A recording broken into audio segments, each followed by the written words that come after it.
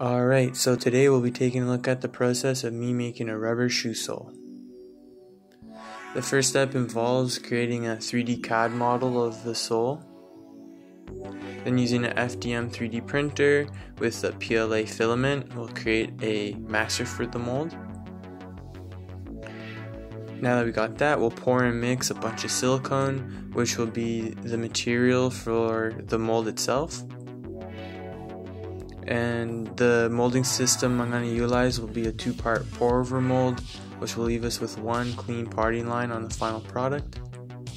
Now that we got that, we'll pour and mix the urethane rubber, and with mine I'm adding a little bit of UV resistant black pigmentation and just mixing it up really well, and then adding it to a degassing chamber, which essentially removes the atmospheric pressure around the urethane and draws out any air that's trapped within inside of it. Now that that's done, we'll go and cast the urethane into the mold that we made, and try and do this pretty quickly because the longer we wait, the more the urethane catalyzes. And to cure it, we're going to put it into a pressure chamber overnight, and essentially this will crush any air bubbles that may be trapped within inside the mold. Now it's the next morning, we can pop it out, open up the mold,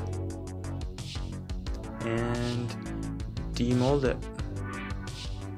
With this I'm using an air hose just a bit to help speed up the process. And voila! Now we have a fully functioning rubber shoe sole.